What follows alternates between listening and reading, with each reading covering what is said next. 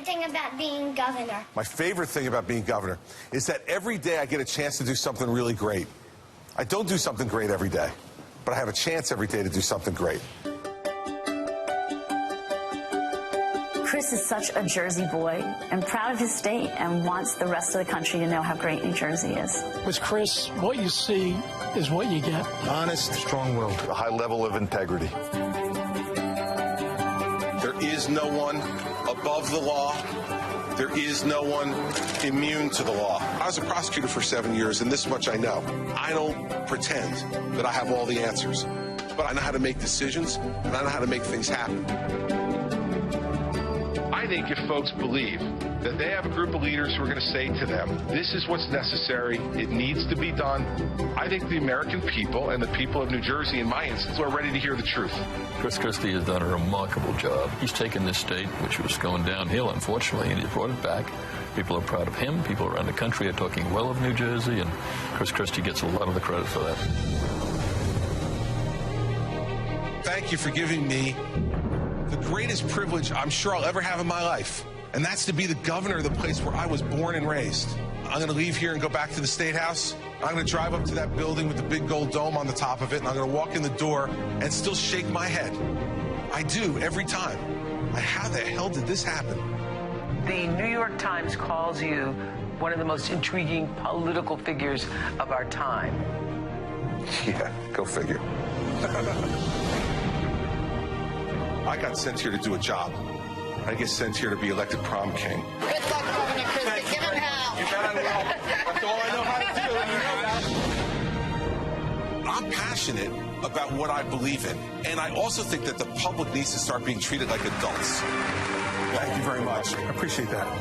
You're doing a great job. Thank you. Fantastic. Very much. Absolutely. Thank you so much. See you, buddy. My mother had a very direct way about her. Excellent. Excellent. Baloney. One of the things she used to say to me all the time was, just be yourself. Because then tomorrow, you're not going to have to worry about remembering who you pretended to be yesterday. Sometimes people are going to like it, sometimes people aren't, but be who you are. And so, this is who I am.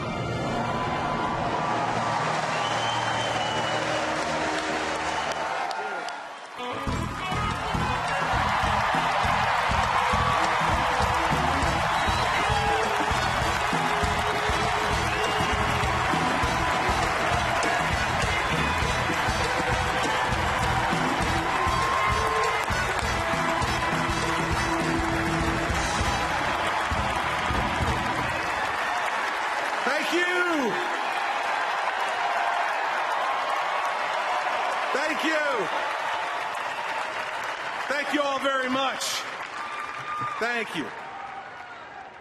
Well, this stage and this moment are very improbable for me. A New Jersey Republican delivering the keynote address to our national convention. From a state with 700,000 more Democrats than Republicans. A New Jersey Republican stands before you tonight.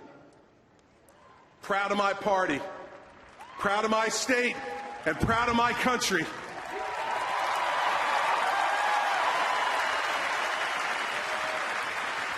Now I am the son of an Irish father and a Sicilian mother. My dad, who I'm blessed to have here with me tonight, is gregarious, outgoing, and lovable. My mom, who I lost 8 years ago, was the enforcer. Now, she made sure we all knew who set the rules. Tell it to you this way, in the automobile of life, Dad was just a passenger. Mom was the driver. Now, they both lived hard lives. Dad grew up in poverty. And after returning from Army service, he worked at the Breyers ice cream plant in the 1950s. Now, with that job and the GI Bill, he put himself through Rutgers University at night to become the first in his family to earn a college degree. And our first family picture was on his graduation day, with my mom beaming next to him, 6 months pregnant with me. Now, Mom also came from nothing. She was raised by a single mother who took 3 different buses every day to get to work. And Mom spent the time that she was supposed to be a kid actually raising children, her younger brother and younger sister.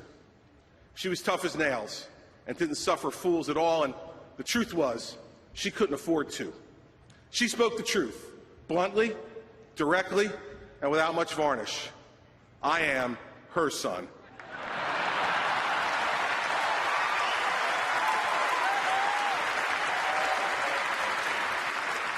I was her son as I listened to Darkness on the Edge of Town with my high school friends on the Jersey Shore. I was her son when I moved into that studio apartment with Mary Pat to start a marriage that's now 26 years old. I was her son as I coached our sons, Andrew and Patrick, on the fields of Mendham, and as I watched with pride as our daughters, Sarah and Bridget, marched with their soccer teams in the Labor Day parade. And I'm still her son today as governor, following the rules she taught me, to speak from the heart and to fight for your principles. You see, Mom never thought you'd get extra credit just for speaking the truth. And the greatest lesson that Mom ever taught me, though, was this one.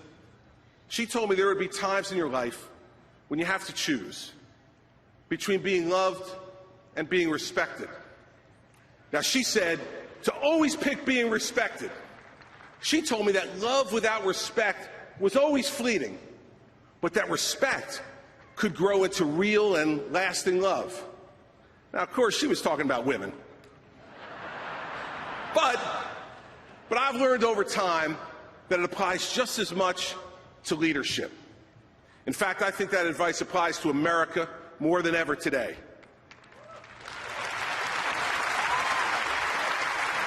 You see, I believe we have become paralyzed by our desire to be loved. Now, our founding fathers had the wisdom to know that social acceptance and popularity were fleeting, and that this country's principles needed to be rooted in strengths greater than the passions and the emotions of the times. But our leaders today have decided it's more important to be popular, to say and do what's easy, and say yes rather than to say no, when no is what is required.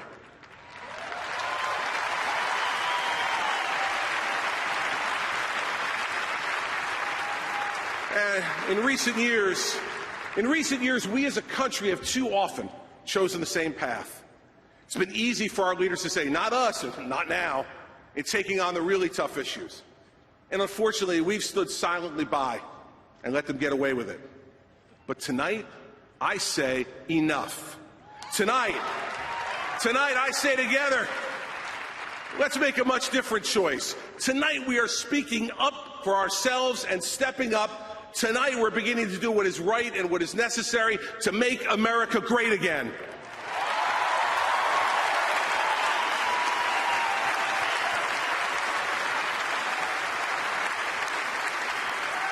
We are demanding that our leaders stop tearing each other down and work together to take action on the big things facing America. Tonight, we are going to do what my mother taught me. Tonight, we're going to choose respect over love.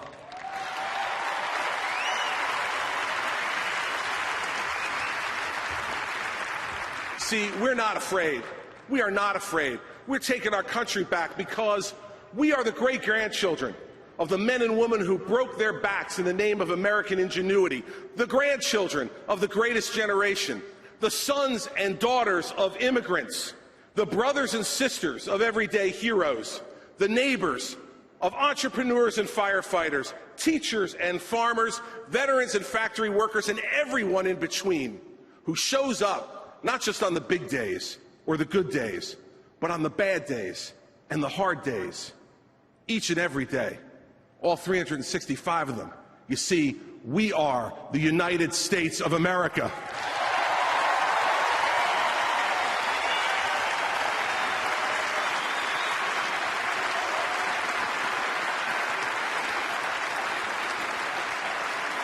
Now, it's up to us. We must lead the way our citizens live. To lead as my mother insisted I live. Not by avoiding truths, especially the hard ones, but by facing up to them and being better for it. We can't afford to do anything less. Now, I know this because this was the challenge in New Jersey. When I came into office, I could continue on the same path that led to wealth and jobs and people leaving our state. Or I could do the job people elected me to do the big things. Now, there were those who said it couldn't be done, that the problems were too big, too politically charged, and too broken to fix. But we were on a path we could no longer afford to follow. Now, they said it was impossible, this is what they told me, to cut taxes in a state where taxes were raised 115 times in the 8 years before I became governor. That it was impossible to balance a budget at the same time with an $11 billion deficit. But 3 years later, we have 3 balanced budgets in a row with lower taxes. We did it.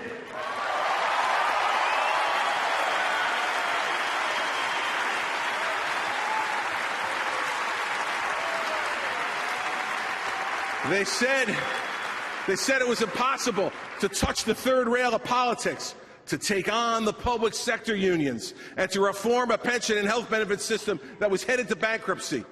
But with bipartisan leadership, we saved taxpayers $132 billion over 30 years and saved retirees their pensions. We did it.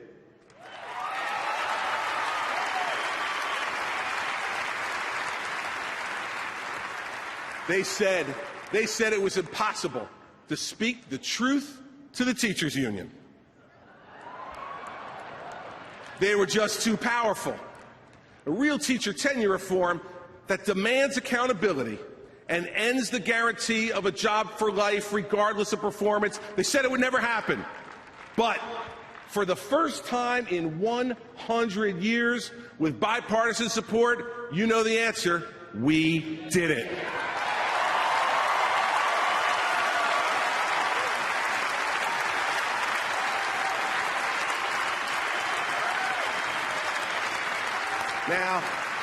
Now, the disciples of yesterday's politics, they always underestimate the will of the people. They assumed our people were selfish, that when told of the difficult problems, the tough choices, and the complicated solutions, that they would simply turn their backs, that they would decide it was every man for himself. They were wrong. The people of New Jersey stepped up. They shared in the sacrifice. And you know what else they did? They rewarded politicians who led instead of politicians who pandered.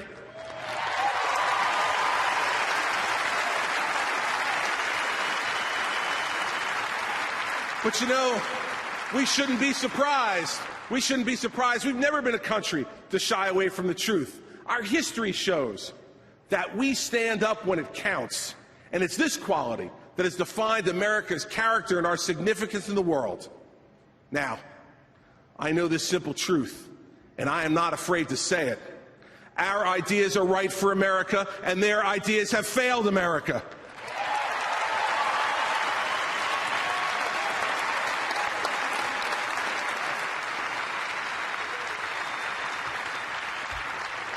Let me be clear with the American people tonight. Here's what we believe as Republicans and what they believe as Democrats.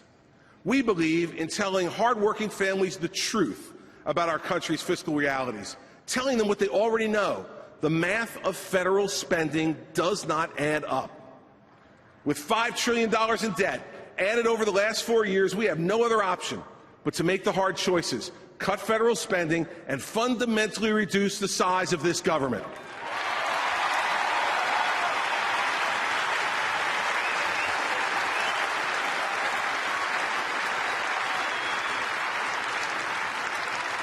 Want to know what they believe? They believe that the American people don't want to hear the truth about the extent of our fiscal difficulties. They believe the American people need to be coddled by big government. They believe the American people are content to live the lie with them. They're wrong. We believe in telling our seniors the truth about our overburdened entitlements. We know seniors not only want these programs to survive, but they just as badly want them secured for their grandchildren. Our seniors are not selfish.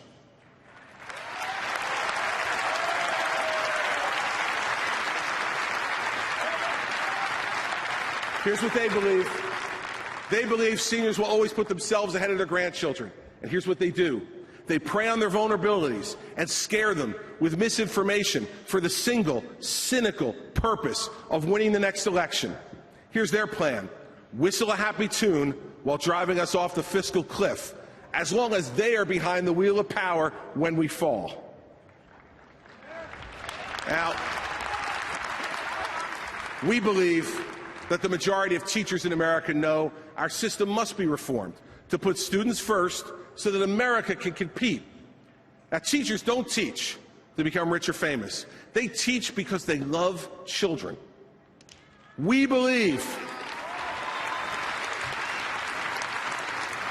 that we should honor and reward the good ones while doing what's best for our nation's future, demanding accountability, demanding higher standards, and demanding the best teacher in every classroom in America.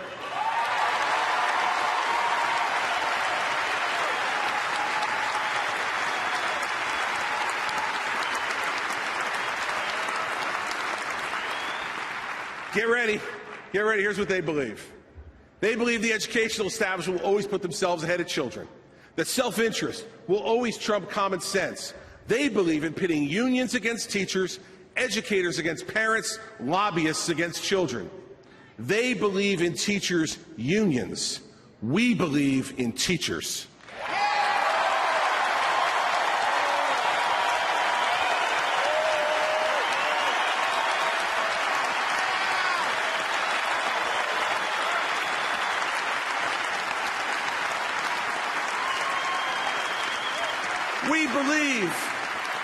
We believe that if we tell the people the truth, that they will act bigger than the pettiness we see in Washington, D.C. We believe it's possible to forge bipartisan compromise and stand up for our conservative principles.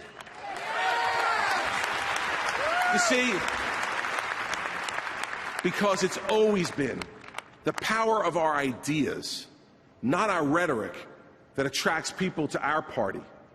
We win when we make it about what needs to be done. We lose when we play along with their game of scaring and dividing. For make no mistake about it, everybody, the problems are too big to let the American people lose. The slowest economic recovery in decades, a spiraling out of control deficit, and an education system that's failing to compete in the world. It doesn't matter how we got here. There's enough blame to go around. What matters is what we do now. See, I know we can fix our problems. When there are people in the room who care more about doing the job they were elected to do than they worry about winning re-election, it's possible to work together, achieve principled compromise, and get results for the people who gave us these jobs in the first place.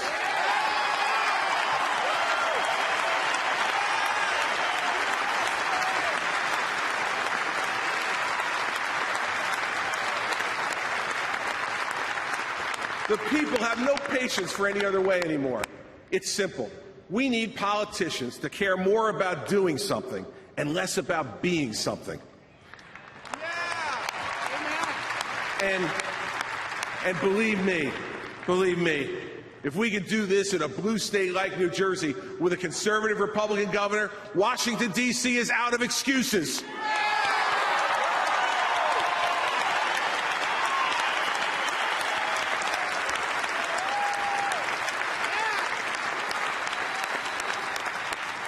Leadership delivers. Leadership counts. Leadership matters. And here's the great news I came here tonight to bring you. We have this leader for America. We have a nominee who will tell us the truth and who will lead with conviction. And now he has a running mate who will do the same. We have Governor Mitt Romney and Congressman Paul Ryan, and we need to make him the next president and vice president of the United States.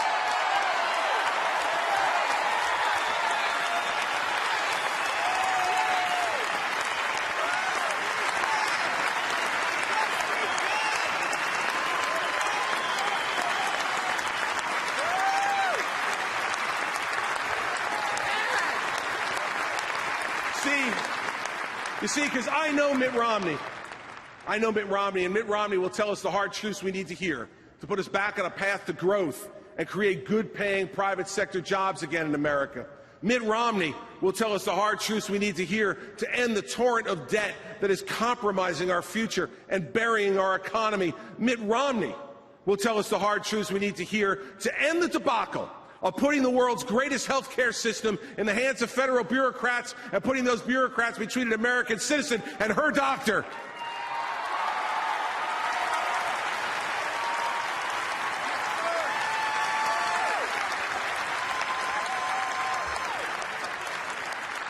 Now, we ended an era of absentee leadership without purpose or principle in New Jersey. I'm here to tell you tonight, it is time to end this era of absentee leadership in the Oval Office and send real leaders back to the White House. America needs Mitt Romney and Paul Ryan, and we need them right now.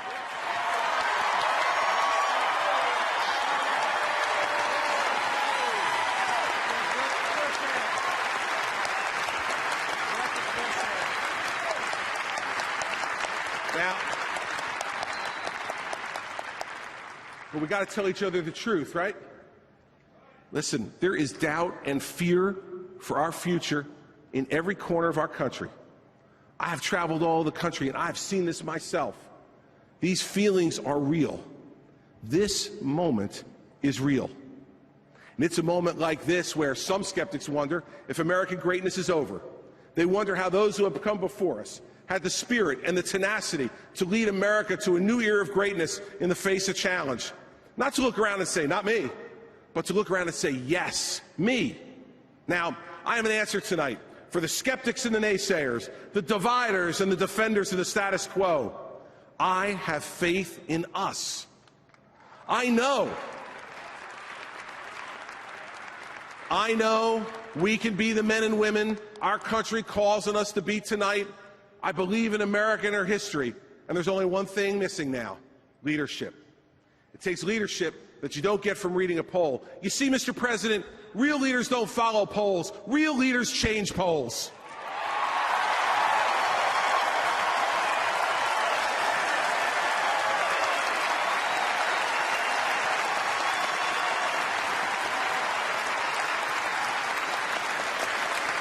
And that's what we need. That's what we need to do now.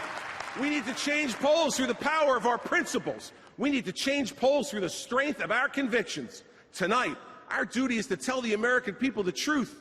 Our problems are big, and the solutions will not be painless. We all must share in the sacrifice, and any leader that tells us differently is simply not telling the truth. Now, I think tonight of the greatest generation.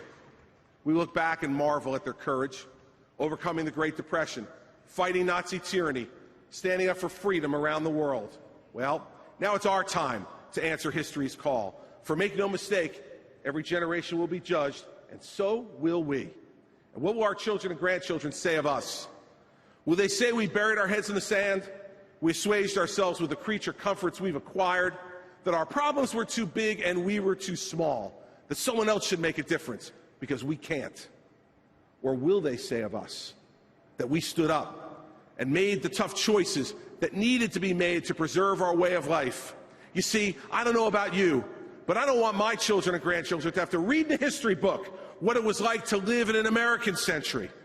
I don't want their only inheritance to be an enormous government that has overtaxed, overspent, and overborrowed a great people into second-class citizenship. I want them to live in a second American century. A second American century.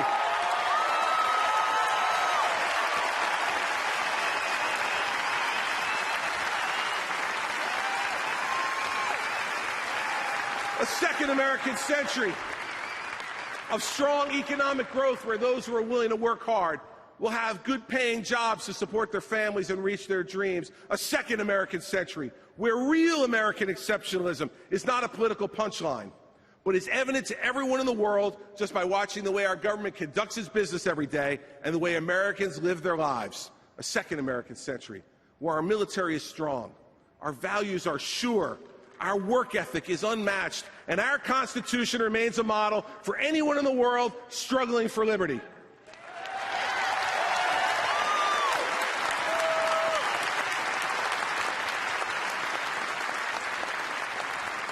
Let us choose a path that will be remembered for generations to come. Standing strong for freedom will make the next century as great an American century as the last one. You see, this is the American way. We have never been victims of destiny. We have always been the masters of our own.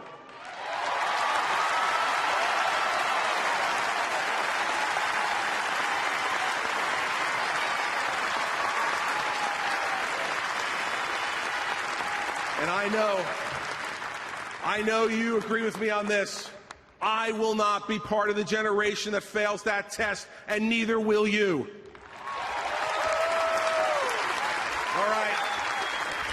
All right. It's now time to stand up. Let's stand up. Everybody stand up. Stand up, because there's no time left to waste. If you're willing to stand up with me for America's future, I will stand up with you. If you're willing to fight with me for Mitt Romney, I will fight with you. If you're willing to hear the truth about the hard road ahead and the rewards for America that truth will bear, I'm here to begin with you this new era of truth-telling. Tonight, we choose the path that has always defined our nation's history. Tonight, we finally and firmly answer the call that so many generations have had the courage to answer before us. Tonight, we stand up for Mitt Romney as the next President of the United States, and together,